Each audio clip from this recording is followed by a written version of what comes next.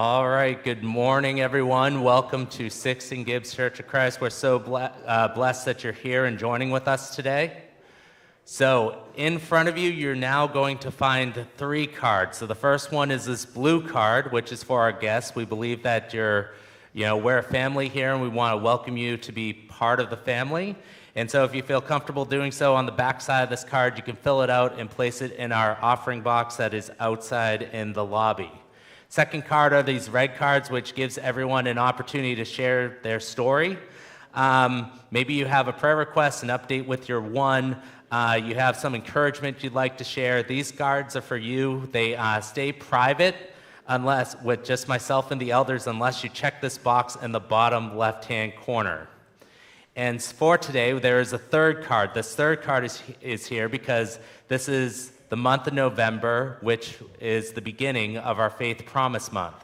So every week, those who wish are welcome to give their tithes and offerings to help support the ministry here at Sixth and Gibbs. But when it comes to our missions, we don't give a percentage of those gifts to missions. Instead, what we do is encourage everyone to give in faith, to pray about what they can give for missions above and beyond their regular giving. So this year for 2023, we had $17,280 pledged to be given for missions, and as of the end of September, we have been keeping pace in terms of receiving what has been pledged, which is absolutely amazing. Now for 2024, we'd like to see and ask if we can increase this giving to our goal of $20,000. And why is that? Well, this past year, ACE has moved out of Building A, and we are no longer receiving a rent check from them. And once a quarter, what we would do is we take a rent check and donate it to missions. So this means while $17,280 is what was pledged for missions this year, since 3 rent checks were added to that total, we have given roughly $24,000 to missions. If nothing changes, most of the missions that we support will receive about $1,000 less this upcoming year. And our hope is to bridge some of that gap. So we have made this chart to track our progress. Typically what we do is we think about one of our missions and we put it up on the board. Last year we had a map of Bulgaria because we were wanting to add hope for the Balkans to it. This year, in 2 weeks, we're going to have Derek and Pam Helt here, and they're going to be talking about their mission with AIM, Agape International Mission, and the work that they do in Cambodia. And so we decided to just make a map of Cambodia up here, and that's going to track our progress towards our goal of $20,000. So what we'd like from all of you is to please be thinking and praying about what you can give to missions for this upcoming year.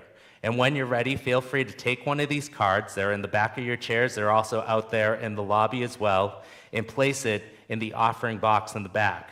Now on this, you can do 2 things. So you can say you can give financially, and you put the amount and you say that's the amount you're going to give weekly, monthly, or yearly. But there's also a box here that says, I want to pray. And sometimes you might not be able to give financially, but you can give of your time and pray for these missions each and every week. All that we ask is that you do your best to honor the commitment that you put on these cards. There are no names on the cards or anything like that, so we're not keeping track of who's giving us what. We'll also not track you down for not, putting in your full commitment or anything like that. We understand that things will happen, like losing a job, or maybe you'll move, or maybe there's a financial crisis that comes within your family that stops you from being able to give. And that's okay if your needs change and, your giving has to change with it. Our hope is to roughly know how much is coming in so we can continue to support the ministries that we currently have here, and when it's possible, we want to add more to the mix. So for today, I want to speak about 2 of our national missions that we support. Both are educational institutions. We have Boise Bible College and we have Emmanuel Christian Seminary at Milligan. So Boise Bible College exists to glorify God by equipping servant leaders to build up the church and advance the gospel worldwide. How they equip their servant leaders? In a trio of academic environment, caring community, and personal relationships. Boise Bible College prepares servant-hearted people for the church. Their hope is that students at the Bible College would develop a culture of discipleship, a passion for a lifetime of ministry, and dependency on prayer. Emmanuel Christian Seminary at Milligan, they are committed to the Lordship of Jesus Christ, the authority of Scripture, and the vision of Christian unity. Their graduates go on to be a part of a variety of ministries, including preaching ministry, pastoral care, Christian education, campus ministry, hospital and military chaplaincy, and cross-cultural missions. So in order to provide our students with the best possible preparation for any ministry experience, they have assembled an outstanding faculty. They have the Emmanuel Village, which creates this deep sense of community and mutual support. And they have chapel services as well to give spiritual refreshment, as also giving an opportunity for their students to be able to practice their ministry. And at Emmanuel, they believe in a good ministerial preparation needs to touch every aspect of life. So we support these two ministries because we are the ones who are these are the ones who are preparing that next generation of ministry leaders in the church. Here at Sixth and Gibbs, I know I'm the exception to the rule, but the majority of ministers who have served here graduated from Boise Bible College. But here's the thing, Boise just kind of did this study of the churches in the Northwest, and they said that 67 churches in the Churches of Christ and Christian churches have pastors who are over the age of 60, and 21 of the churches don't have a pastor at all. So if you think about it, they interviewed 180 churches. So we're talking about 50% of churches either have a pastor who's 60 or older or doesn't have a pastor at all. And so when a new search process begins, it takes anywhere from 18 to 24 months to fill a position. So these two colleges are trying to fix that problem, which is why we support what they do. There is a leadership crisis and these two schools are the ones who are trying to fix that. So we want our churches healthy, and it begins with having solid leaders who have been trained in their knowledge of the Bible. So like I said, think and pray about how you can support our missions for this upcoming year, and when you're ready, these cards are right in front of you. Fill them out, place it in the offering box. And next week, we're going to hear about another one of our national missions, but this one hits a little closer to home because it's a local one too, and that'll be Grove Christian Camp. So for right now, I'm going to ask Don to come up and share with us the rest of the announcements, and the praise team to come up and get ready to lead us.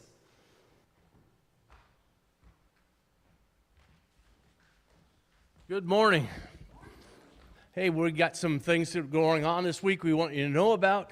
Want to start by letting the ladies know at 12:30 they're going to have the Love Circle at Stacy's Covered Bridge, and hope you all can join in that. One that's not on here, Wednesday evening at 7 o'clock, we do have our men's Bible study. We just started going through 2 Timothy. And if you're interested and haven't got the questions, there's some questions on the back table back there that we'll be looking at this week. And then Saturday, we will be having our men's breakfast here at the church at 7 a.m. and hope you'll come and join us. Great time to get together with other men and be encouraged. Next Sunday, Coast Fork at 2:30. We're going to go and sing some hymns and share some joy with the residents there. And then 2 weeks will be our next Parents' Night Out. If you could come and join, help sign up to provide some care for pre-K through 6th grade kids. Sign up by the front door and share this event with those who have people in that age group. And then on November 19th, we're going to have a Thanksgiving dinner. The church is going to provide the turkey, ham, gravy, stuffing, mashed potatoes, corn, cranberry sauce, and rolls. And we're asking you, those who join us, to bring a different side or dessert to share, with emphasis on the dessert. Also, and Dolores has an announcement she would like to make.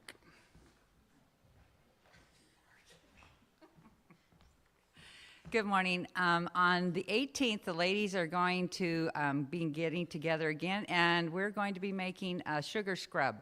And if you're not familiar with that, it's something that's a little abrasive and can take care of rough elbows or your knees or whatever. And you might think, well, I don't really use that stuff, but guess what? You could come and make some for gifts. You could give it as a Christmas gift, give it to a neighbor, maybe somebody that you're trying to win to the Lord, a coworker, whatever. So even if you don't want it for yourself, come and join us on the 18th, 6 o'clock, downstairs in the basement. All right, that's everything for today. So let me pray. Father God, I just thank you. Thank you for the privilege of being in this place, being with these people, a family that share a love for you and share love for one another. Father, may we all be united in our hearts and spirits.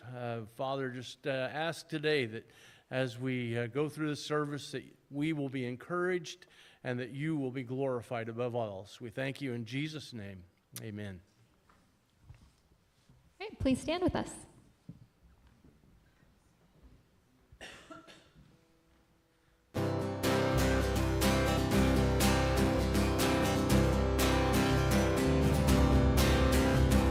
In my wrestling and in my doubts, in my failures, you won't walk out. Your great love will lead me through. You are the peace in my troubled sea. Whoa, you are the peace in my troubled sea. In the silence, you won't let go. In the questions, your truth will hold. Your great love will lead me through. You are the peace in my troubled sea. Whoa, you are the peace in my troubled sea. My lighthouse, shining in the darkness, I will follow you. Oh, my lighthouse, I will trust the promise. You will carry me safe to shore, safe to shore, safe to shore, safe to shore. I won't fear what tomorrow brings. With each morning I'll rise and sing. My God's love will lead me through. You are the peace in my troubled sea. Whoa, you are the peace in my troubled sea. My lighthouse, shining in the darkness, I will follow you. Oh, my lighthouse, I will trust the promise. You will carry me safe to shore.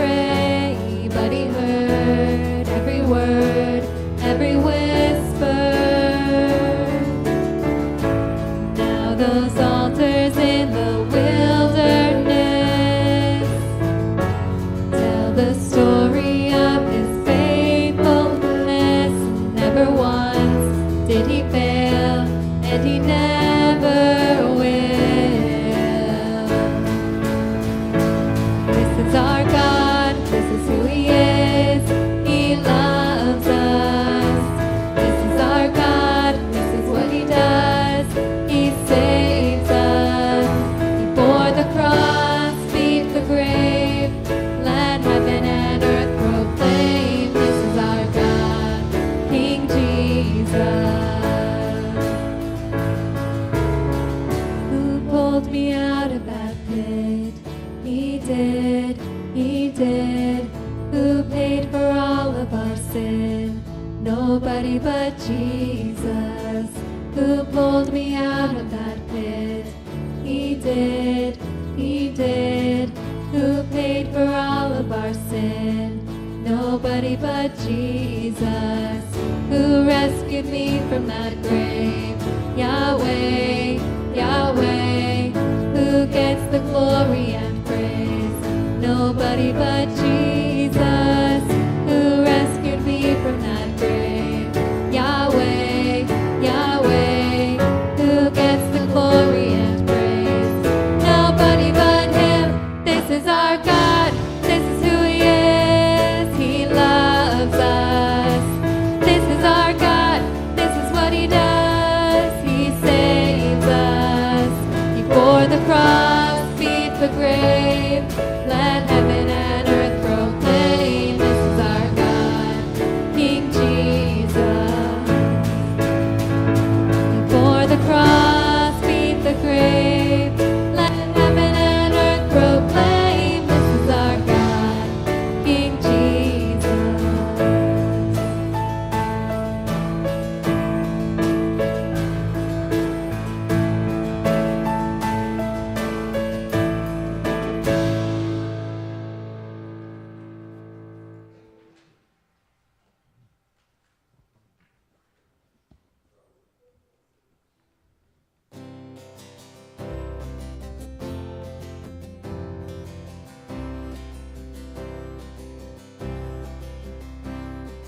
Alone in my sorrow and dead in my sin,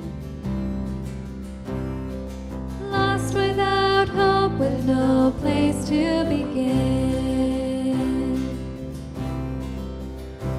Your love made a way to let mercy come in. When death was arrested and my life began, ash was redeemed, only beauty remains. My orphan heart was given a name. My mourning grew quiet, my feet rose to dance. When death was arrested and my life began. Oh, your grace so free washes over me. You have made me new, now life begins with you. Released from my chains, I'm a prisoner no more. My shame was a ransom He faithfully bore.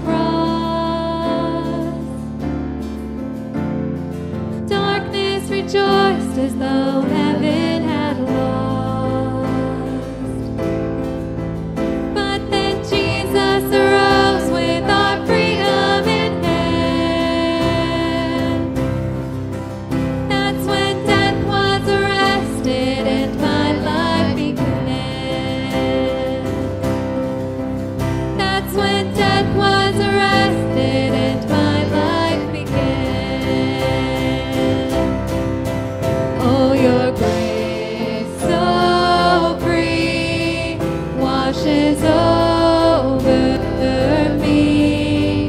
You have made me new, now life begins with you.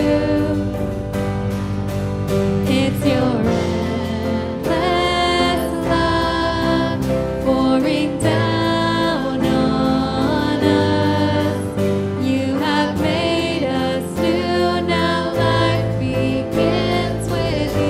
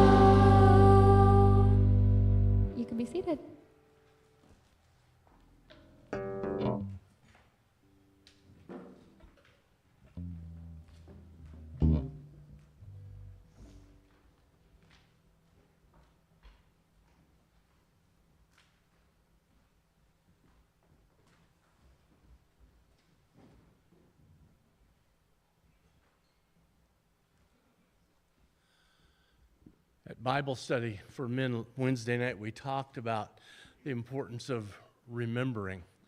I don't know about you, but as I get older, my memory doesn't work quite as well as it used to. And so you kind of have to come up with gimmicks. You have to kind of find ways to remember. The old adage was, tie a string around your finger to remind you, but then you forget what the string was for. So, but memory, it's a great thing. We have volumes of photographs of our family history. We have old videos of home movies that at home that Dolores pulls out every now and then and tortures us with to remind us of some of the memories of our family. And those are good times. We go back and remember our history. We remember the good things we experienced. And that's important in life. You know, Paul says forgetting what's past, but he's talking about not remembering our ugly past, not letting that sinful past bog us down, but remembering. And I just wonder, how often do you take time to just sit back and remember? You know, we get so busy with life. We get so busy of the problems of today. We get so bogged down with life as it goes on that we forget what's happened in our past. And I think that's especially true in our relationship with God. And I think sometimes we come to our relationship with God and we get so focused and we say, God, what have you done for me lately? And the importance of memory is emphasized over and over in Scripture. You can't read the Old Testament without hearing God say, remember. Remember how I delivered you out of Egypt. Remember all these things. And he gave them mechanisms to remind them, Passover and all the special days of the year, to go back and spend time as family remembering. And as believers, that is so important to us as well. 2 Timothy, we read the scripture last Wednesday night, and I just thought it emphasizes it over and over again. And 2 Timothy chapter 2, verse 8, Paul gives Timothy these words, remember Jesus Christ, raised from the dead, descended from David.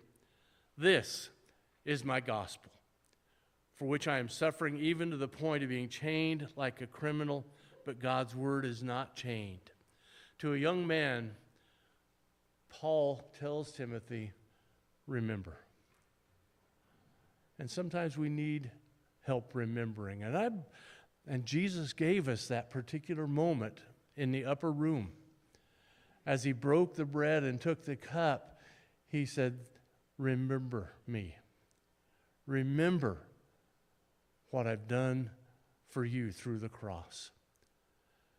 As we come on Sunday morning and gather at this table, I urge you to forget the things that are going on around you and spend some time and just remember God's grace. Those songs today were just overwhelming reminders of the grace that washes over us.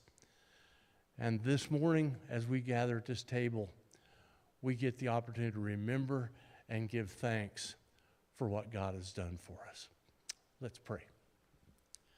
Father, thank you for knowing our shortcoming when it comes to memory. Father, you gave specific instructions to Israel to remember. You've told us in the New Testament, remember. Father, how often we fail to take time to remember your grace, your mercy, what you've done for us. But today, Father, in these next few moments, help us to relive that moment. To relive that moment when we found the grace of Jesus in our lives, when we are reborn and renewed and given a new relationship with you. Father, as you partake of these emblems, help us to remember the cost that Jesus paid for that relationship. We thank you and honor you now in Jesus' name. Amen.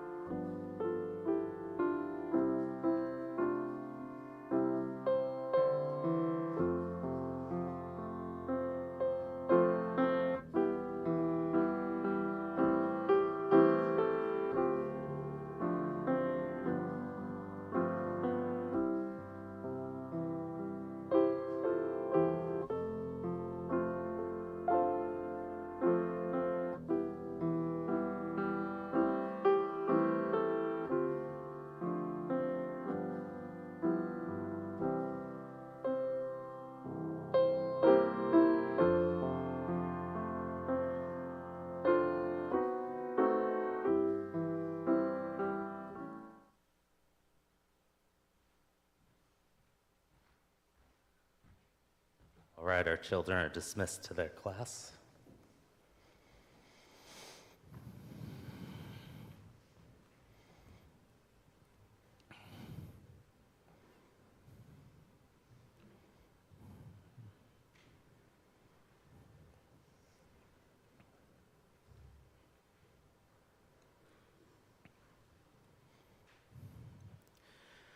So how does Paul follow up the passage we just read last week? How do we move forward after standing in awe of Jesus?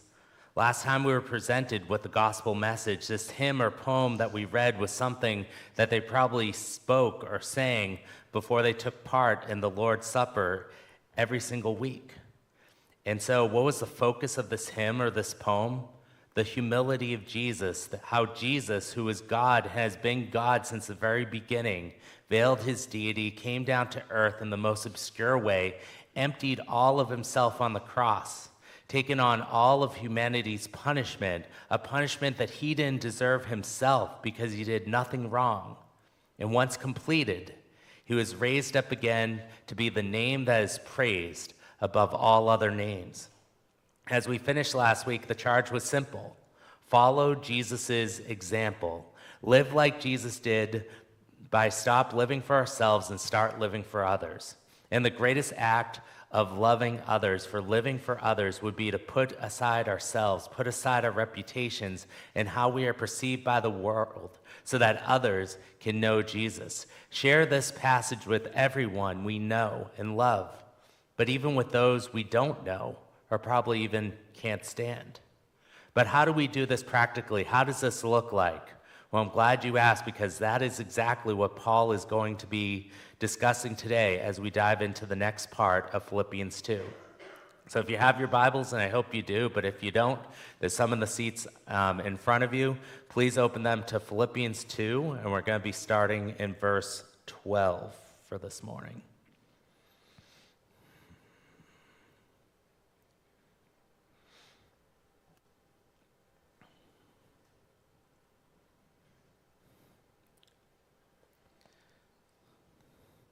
Therefore, my dear friends, as you have always obeyed, not only in my presence, but now much more in my absence, continue to work out your salvation with fear and trembling, for it is God who works in you to will and to act in order to fulfill his good purpose.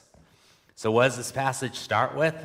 A therefore. As my friend Mitch hammered into my head for years, when you see a therefore, you have to remember what it's there for.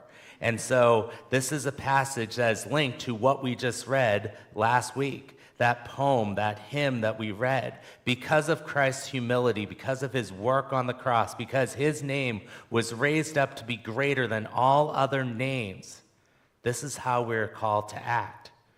And this passage is a starting point to understand something that's called sanctification. Sanctification, putting it simply, is the lifelong obedience of believers, which leads us to grow and become more like Christ. This passage is not works righteousness. It's not about earning our salvation. It doesn't say work for your salvation. It says work out your salvation. There is a huge difference between those two statements. God has worked out our salvation through Jesus' actions on the cross. It is Jesus who brought us justification, which is another big church word or fancy word that just means through Jesus, when we repent, believe, are immersed, and follow Jesus, we are pronounced righteous by God and acquitted or found not guilty of our sins. Sanctification is more about living in the light of this salvation that we have received. We're living in the light of our new position and our new identity in Jesus.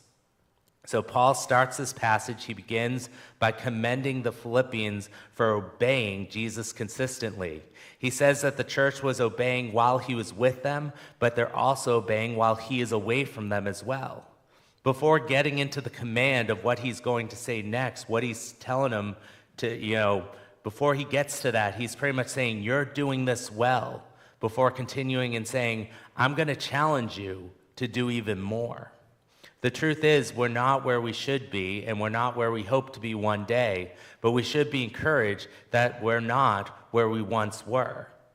Everyone here has grown in their faith since the day that they have been justified.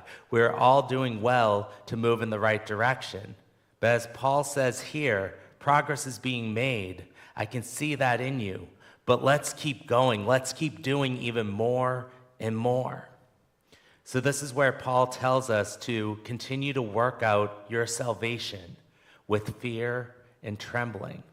Notice what Paul doesn't say. Paul doesn't tell the church that just because they were justified, because they were acquitted of their sins, that they should just passively coast along for the rest of their lives, waiting for either Jesus to come or for their own deaths, that they can be with him. Eugene Peterson calls what Paul says here a long obedience in the same direction, something that is extremely difficult in our current world and culture. But the great news is that Paul is also not telling us that when we come to Jesus and make that decision to follow him, that we're entirely left to ourselves to work out the salvation on our own. We can work out our salvation because Jesus is working within each and every one of us. So what does that phrase mean, to work out one's salvation? I bet we could probably come up with hundreds of implications and ways that we can move forward and feel overwhelmed by the whole entire process. But to work out one's salvation is actually a very simple thing, if we think about it. We follow Jesus' example. We just read this Christ hymn or this Christ poem that has given us this pattern for obedience.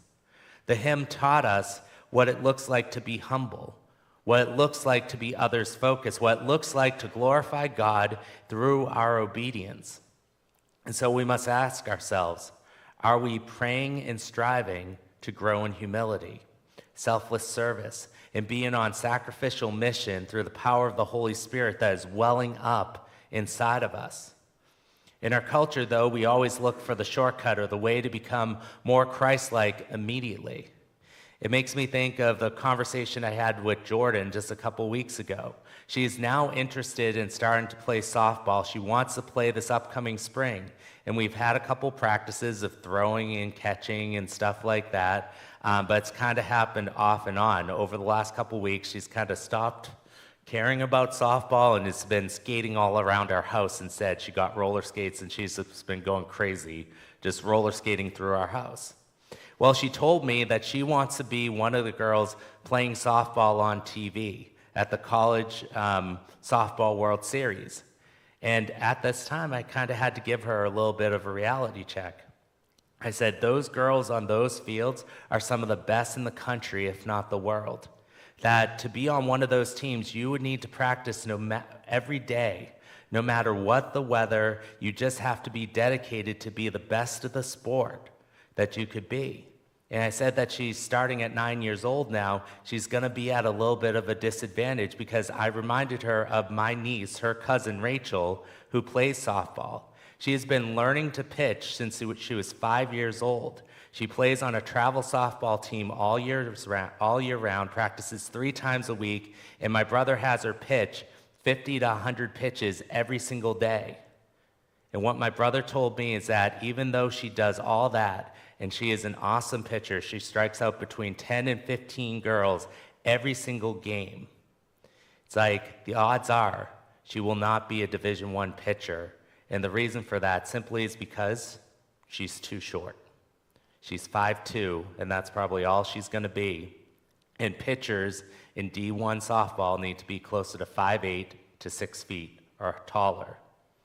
But if this is a dream that Jordan has, if it's something that she really wants, she'll just need to work hard to accomplish her goal. It's going to take discipline. It's going to take long workouts, practicing when it hurts and practicing when you just don't feel like it. And when it comes to our Christian faith, it's the exact same way. We can't take a pill or we can't eat kale once a week and become a perfectly sanctified person. We must work out our salvation day by day by the grace of God. That's why this is a challenge, a long obedience in the same direction.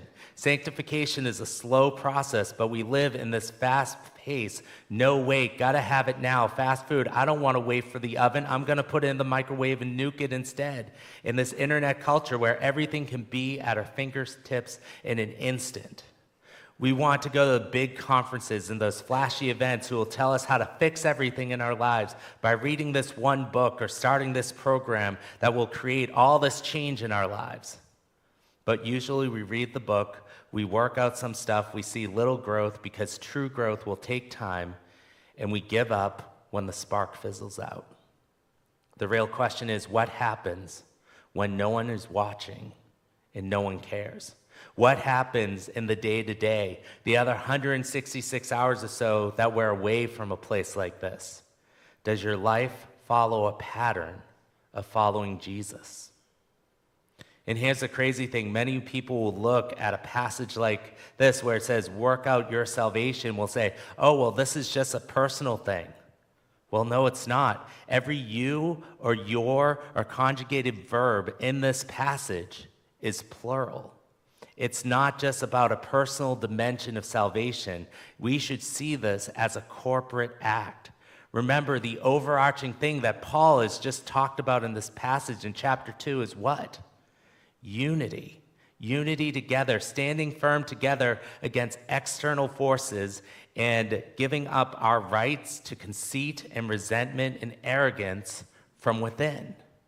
This is something that we should be doing together, not on our own. We should be able to go up to each other and ask the questions, how are you doing in your walk with Jesus this week? Are you struggling with sin? Can I help you take another step towards Jesus? We are called to love each other, to be there for one another, to help each other, and be accountable to one another.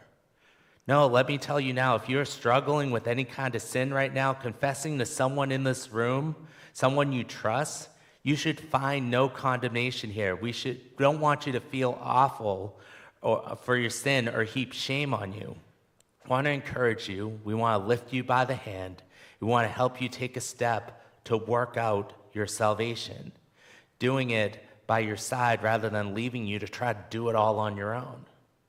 And this salvation we work out, we do with fear and trembling. Once again, this is telling us to look back to verses 5 through 11, to stand in awe of our Creator God. Stand in awe of this God who loves the unlovable, who saved those who didn't deserve it. And we are called to obey and to submit to His will. Now, following this heavy imperative to work out our salvation, Paul gives us a little more encouragement. We don't need to do this under our own power. It says, for it is God who works in you to will and to act in order to fulfill His good purpose. So what prevents us from burning out? What prevents us from ever giving up? It's the fact of knowing that God is working within us. God is working within us at the deepest levels to bring this salvation to completion. God is working in us so that we too are called to work with Him and not against Him. And all this is done for His good purpose. God fulfills His good purposes He has given to us through His own power. The translation here is, you are not alone. God is at work in you, and what He wants is a partner in what He is doing. The encouragement here is not to run or stall or to get in the way. It's to let go, trust Him, and go where He is leading. Verse 14, do everything without grumbling and arguing. So what does that look like to work out our salvation with fear and trembling practically? Paul is now moving on to describe the attitude we are called to have as we obey Christ and pursue being like Jesus. And what are those very first two words he uses? Do everything. This means that we are to have one life, one self, and one way to act. This is very different than the way the world teaches. world says we should play the role of where we are at the current time, that we should have our work self and our school self and our friend self and our church self and our home self, and then really our true self, the person who we are when we're all by ourselves and no one else is looking. But this says, do everything. This means that our Christian self, who we are after being justified by Jesus and sanctified to become more like Jesus, should be who we are in everything that we do, that we follow Jesus in every aspect of our lives. And it's interesting that Paul begins by saying that we should do everything without complaining and arguing. Do you realize he said everything? Live all of life, do everything we're called to do without grumbling. Why does Paul mention this temptation to grumble? Because Christian perseverance, it's difficult. Discipleship, following Jesus, is not easy. It's why so many people bother not to do it. But whether it's to give generously, practicing hospitality, loving our spouse and our children appropriately, sharing the gospel and other areas of Christian discipleship could tempt us to grumble and murmur and complain that it's just too much and it's too hard. But Paul isn't talking about this just being an individual thing. He's talking about this being a corporate thing as well. Remember the context of the book of Philippians. The church had internal strife, people fighting against each other. They had external pressures, people trying to stop them from talking about Jesus. And all these things could lead these people to just complain to God or to each other.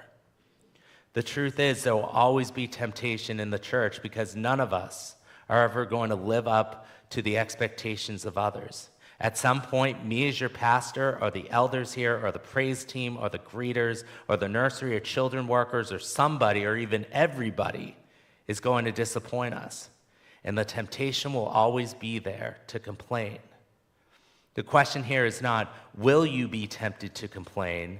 We will be tempted because complaining is a common language of our culture. On social media, no one can post a single post without haters posting their negative comments. We live in a world where it's just natural that people speak this complainese language. But what will you do when you're tempted? Will you just go with the flow, justifying and downplaying the sin as we often do? Or will we remember this one verse? Maybe the answer to how to do this is found in the gospel that Paul just shared. What does the gospel teach us? We are far better off than we deserve. Considering we deserve death and separation from God forever because of our sin, that when we follow Jesus, we now found ourselves forgiven and acquitted. That alone should keep us from complaining. When we lose sight of the gospel, when we lose sight of Jesus, that's when we fall down into this deep pit of complaining and arguing.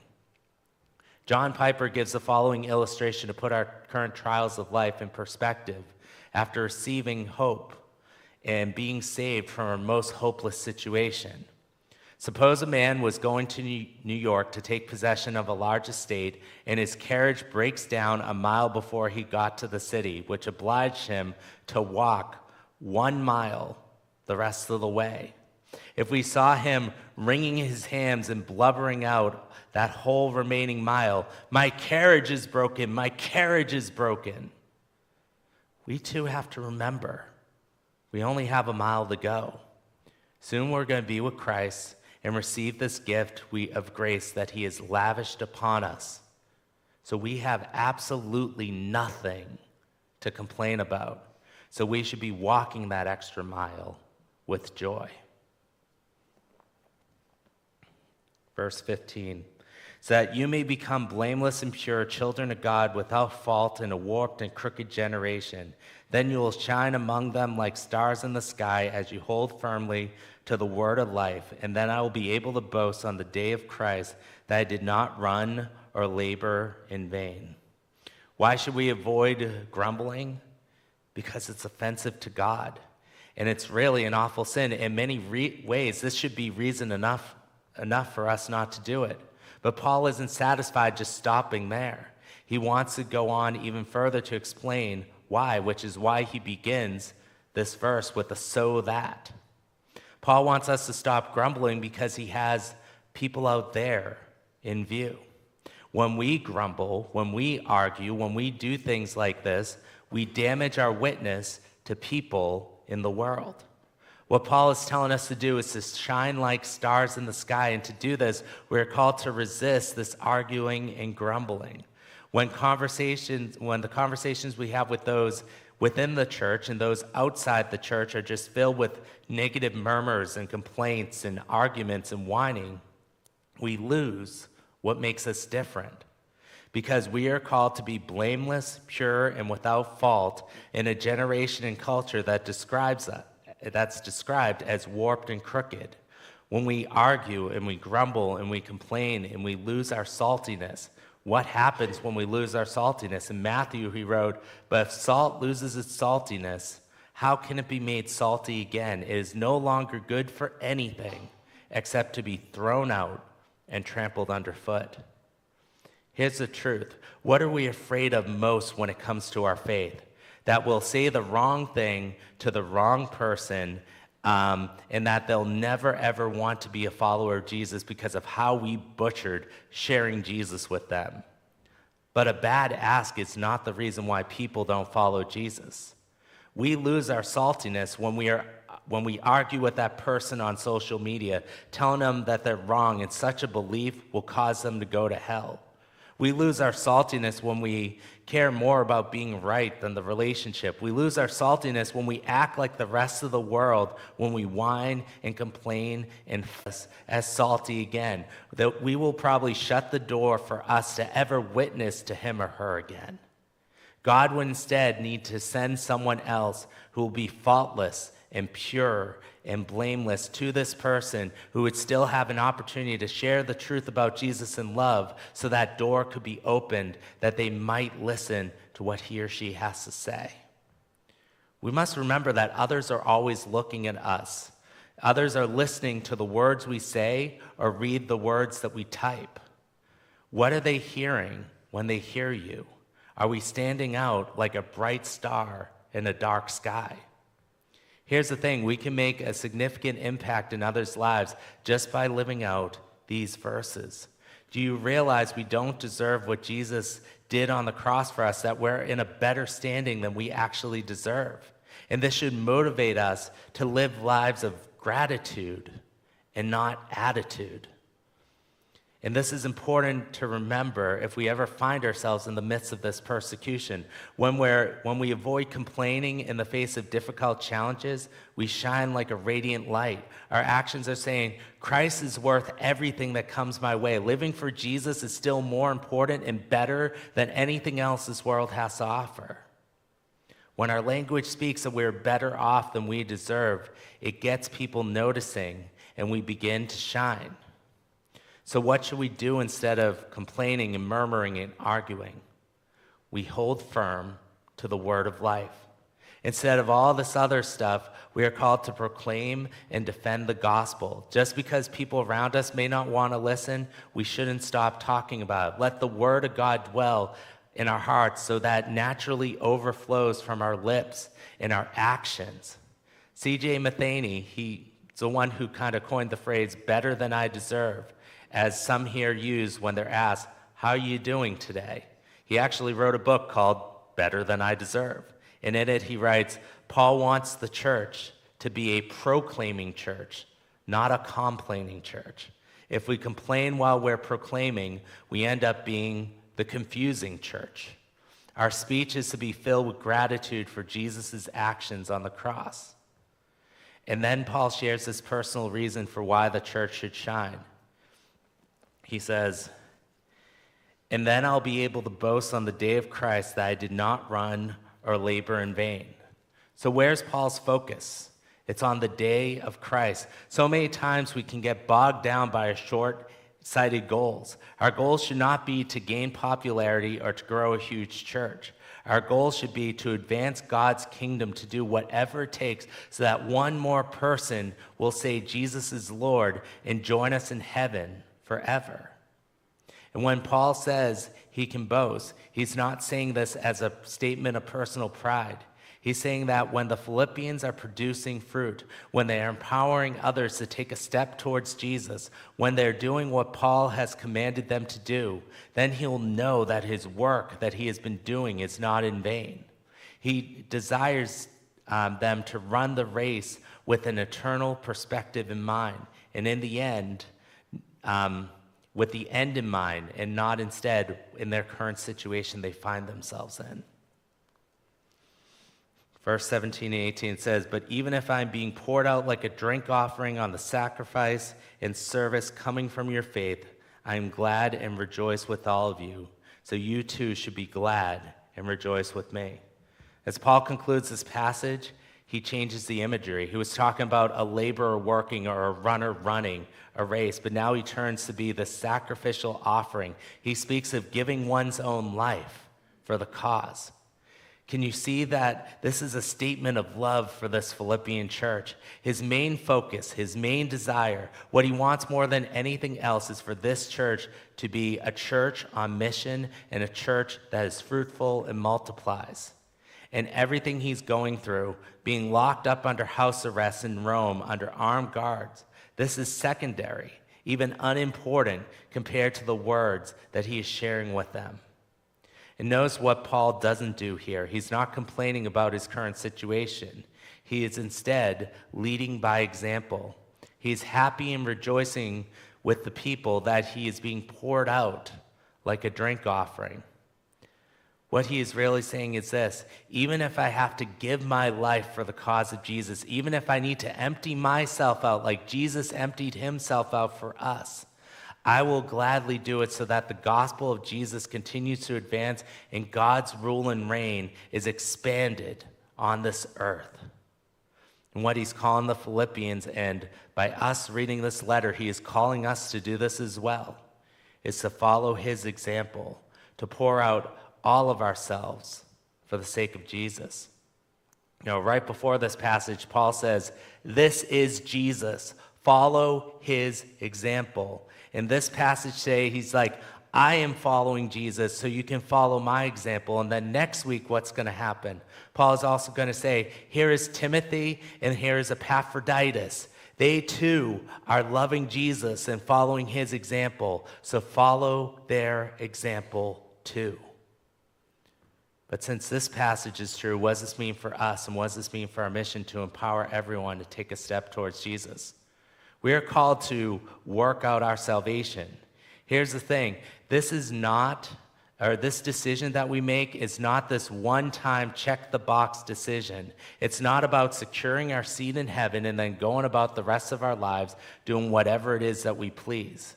No, coming to Jesus, making a decision to repent of our sinful and selfish ways, believing the gospel, being immersed in following Jesus is the beginning of the journey, not the end. Working out our salvation means that we're becoming more like Jesus in the ways he was depicted in Paul's hymn or poem from last week. So I'm going to ask Jordan to flip to the next slide. What you're seeing is something that I've shown you before. This is a scale called the Engel scale, and it's how a person is in terms of their relationship with God. And so you can go all the way from -5, which means that you're far from God. I would dare say you even hate God. And you can go all the way to +5, which you are a multiplying evangelistic disciple maker.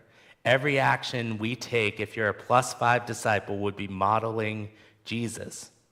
That's why I hope all of us will strive and become to grow a +5 disciple. And right in the middle, at 0, that's the point of your conversion. That's when you make the decision to be baptized and to follow Jesus. As we can see on this scale, 0 is not as far right as we can go. There is always room to grow. So taking the language of Paul from this morning of working out our salvation with fear and trembling, not only should we be encouraging others to take steps, like telling that -5 coworker who doesn't think God exists, well, telling them, hey, you're struggling through something right now, I'm going to pray for you. Even though they don't believe in prayer and they don't even believe God is there or listening, you're saying, I'm going to pray for you right now and follow up and check how they're doing a couple days later. Maybe it's filling your -2 neighbor's gas tank so they can be with their dying mother who is in a hospital halfway across the country. But it's also telling that +2 person sitting next to you in these seats that you see so much potential in them and you want to ask them to help you lead something or serve others together. Yes, this is all good stuff. We're helping, we're encouraging, we're empowering others to take a step to the right side of this line. But we're also called to take steps ourselves. By taking steps ourselves, we are fulfilling God's good purpose within us. Every week when we come here together, we should be evaluating our lives and think about the passage that is presented in front of us and ask, how do I take another step? How do I move a little bit more to the right? Because let me ask it this way. The last time I had this chart up during a sermon was July 31st, 2022. The last time I actually showed this to you guys was on January 8th, 2023, when I shared the vision, missions, and values of our church, of who we want to be. Today is November 5th, 2023. It's been 10 months since this has last been shown. And on that day I asked, as I know I've asked a few times since then, where do you think you are on that scale? If I asked you again this morning, where do you think you're on this scale? Has that number changed in the last 10 or 15 months? Have you made progress in working out your salvation? Because if we're not taking steps ourselves, are we doing what this passage is calling us to do? Here's the thing, as we move more and more to the right, the things of this passage will begin to flow more naturally. When we act because we are becoming more like Jesus, we'll tend to do so without complaining and arguing. Because if we're trying to see people trying to get people to understand that Jesus loves them, Jesus did this amazing thing to them, and that they should come to Jesus, well, why would they want to if all we do is grumble and murmur? Why would they want Jesus if we just complain about all the things that we can't do, or the fear of missing out doing certain things because we're called to be different and shine like stars in a dark sky? Why would they want Jesus if we're just joyless and sad and bitter or angry at the world all the time? No, we are called to shine like stars in the sky, to brighten up a dark night, that when people look at us, they see something different than everything else that they see in this world, that we are called to be salt, that we know that nothing tastes better than perfectly salted fries that come out of the fryolator at McDonald's, which is why most of you will probably now be going there after the service, because I said that. But here's the thing, especially with the younger generations, they need salt and light. There was a study that was done this week between 18 and 25-year-olds, and this is what it had to say. But far too many young adults told us that they feel on edge, lonely, and directionless, and that they worry about financial security. Many are achieving to achieve and find little meaning in either school or work. So when asked what was driving this anxiety and depression they feel, their response was, the most common response was a lack of purpose or meaning. That nearly 58% of respondents said that. Half of young people reported not knowing what to do with their life, which contributed to their mental health struggles. Financial concerns and pressure to achieve were also 56% and 41% respectively. 45% of young adults said they had a sense that things in their life were just falling apart. And 44% said a lack of meaningful relationships was a key factor, and loneliness for another 34%. At the core, humans are social beings. We need human emotional contact to thrive. So what does that study tell me? That the harvest is ripe for the picking. This younger generation, we have in Jesus what they're missing. But first, we need to be willing to shine like Jesus shined for us. To not get to where to to not get into where they have been, the world and our culture of murmurs and complaints and arguing and whining. Instead, show them something radically different in Jesus than anything they have ever experienced. And this will pretty much release them from all the chains that bind them up and this depression and anxiety that they're experiencing. But if we're not willing to do this, if we're not willing to take these steps ourselves, if we're not willing to put off ourselves and put on more of Jesus, our meeting here is being done in vain. Because to Paul, he saw every sacrifice is worth it. Every imprisonment, every beating, every rock thrown at his head, every insult hurled at him, every slap on the face, every person getting into his face and persecuting him and making him feel worthless, he didn't care. Everything that he laid aside for Jesus, it meant nothing to him. He was joyfully giving it up. And we too must ask ourselves, if one more person knows and believes in Jesus, would the time you need to sacrifice to make it happen be worth it? Would the money you need to spend to meet that person's need be worth it? Would losing one more weeknight during the week be worth it? Would having your reputation dragged through the mud be worth it? Would the insults flung your way be worth it? Would the persecution you may endure be worth it? Would your life be worth it if it meant someone else would get to join you in the end in heaven? What Paul is asking us to answer today is this: can we say we have laid everything down so that there's nothing left for us to give? I'll answer that question. I'll say I can't. I would say this is the thing that I'm struggling with most right now. My schedule has been pretty full lately, and I know that Amy and I have had plenty of conversations about this topic over the last couple weeks. In many cases, I know that if we have one extra thing scheduled, especially on the weekend, we'll say, well, my day is packed and I can't do anything else. But is that really true? We had something on our schedule the other day, and someone asked for some time for something that couldn't wait, and it was needed and necessary, but it also was going to be heavy and messy. And what was more important in that moment, to meet with that person or to say, I just need 2 hours to sit around and rest and watch TV and do meaningless stuff because we have other plans coming up that evening? So I say that to say, I get it. It's hard. It takes effort, and our pride and our own desires are going to want us to choose myself over others. But you know what? Not a second goes by that I regret saying yes. But I think I would have regretted it if I said no. If your life is lacking purpose, meaning, and vision, I know a way you can find it. Repent, believe, be immersed, and follow Jesus. And for the rest of us, if you need prayer to get back on track, if you're sitting here thinking, I haven't moved down this track to the right for a very long time, or maybe I've actually been moving the other way to the left, and you need that push to get back on the right track. Let's pray for you. The elders and myself here, we love you. Coming forward in a service is nothing to be ashamed of. It's not admitting that you're a failure either. It's taking a step of saying, I need others to rally around me and hold me accountable so I can move like I really want to.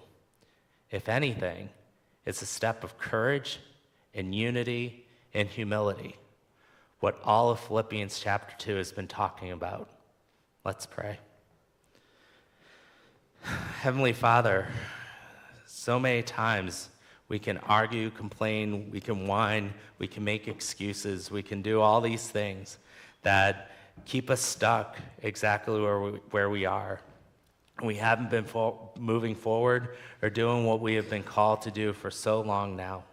And so I just ask you to be with us and to help us to be reevaluating our lives, to be thinking about what exactly we are called to be doing and where you want us to go, that we work out our salvation with fear and trembling. And so we just ask you right now, help us be willing to contemplate these things and help us to be willing to say, how do I move one step to the right? How do I move a little bit closer to you? And all we ask in your name, amen. It's our invitation song. Please come forward if you need to. Please stand as we sing.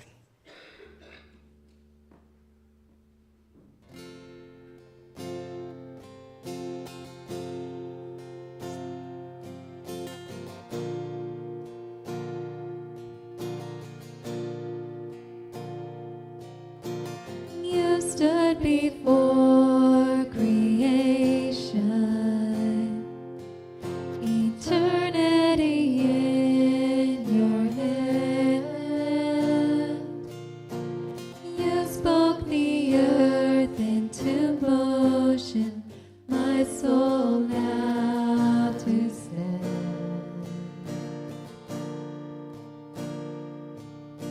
You stood before my failure and carried the cross for my shame. My sin weighed upon your shoulders, my soul now to stand. So what can I say? And what can I do? But offer this heart, oh God, completely to you.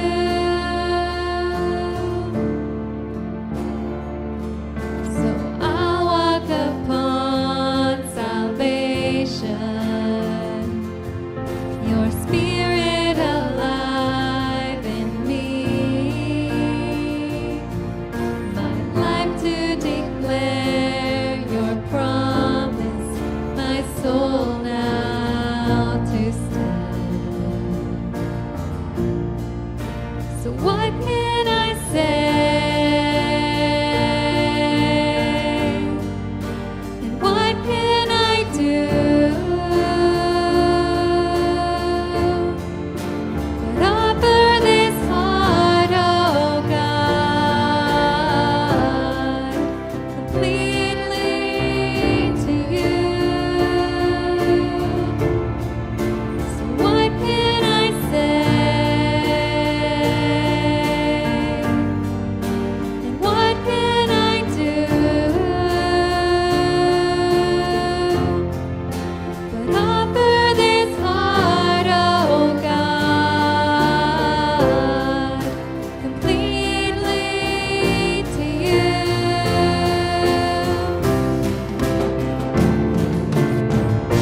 So I'll stand with arms high and heart abandoned, in awe of the one who gave it all.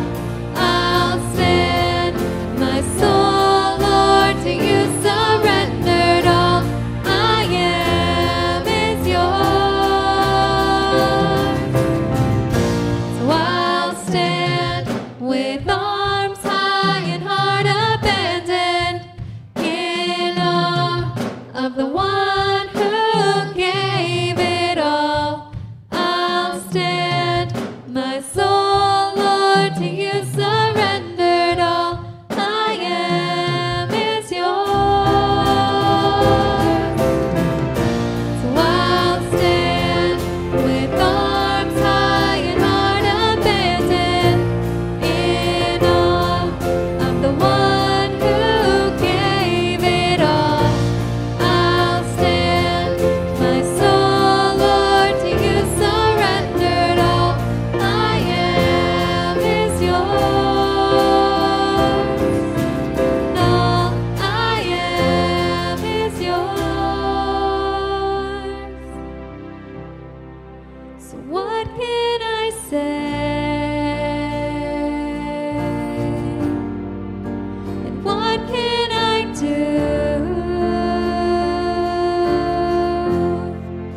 But offer this heart, oh God, completely to you.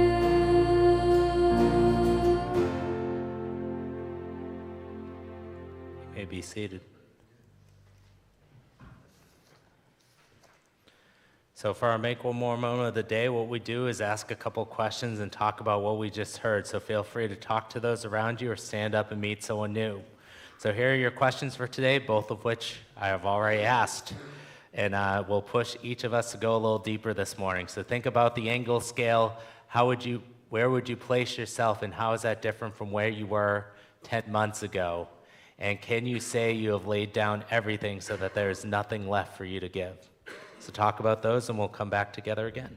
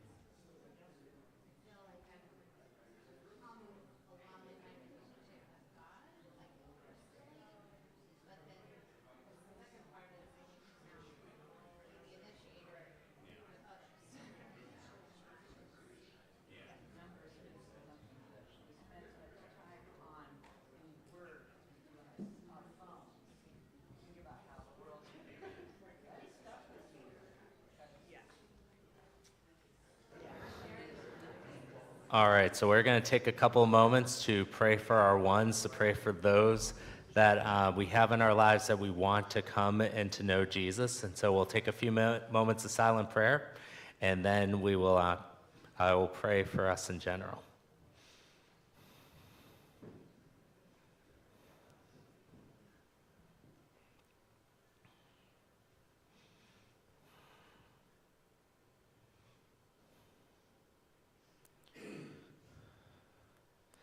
Heavenly Father, we ask you to be with these people that we pray for each and every week. And what we want more than anything is we want to be able to shine like stars in a dark sky, that we want to be radically different than the world around us because we want these people to know you. We want your kingdom to advance.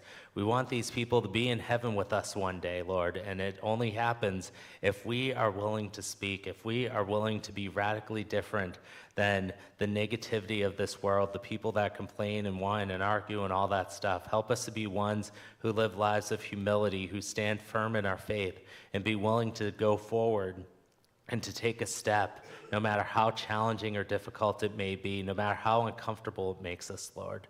You know, we know that we have your power welling up within us, and we know that you've given us everything to take these steps.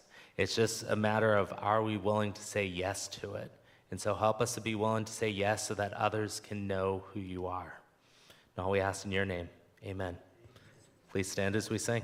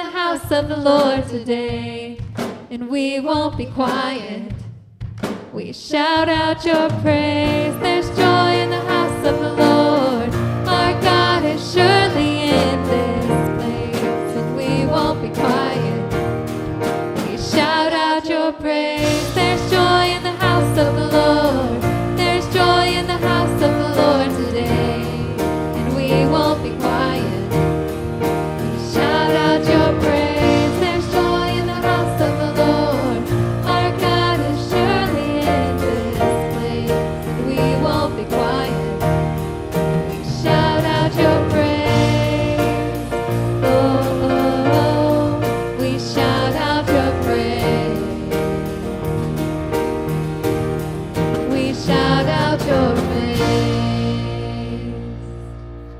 Have a great week.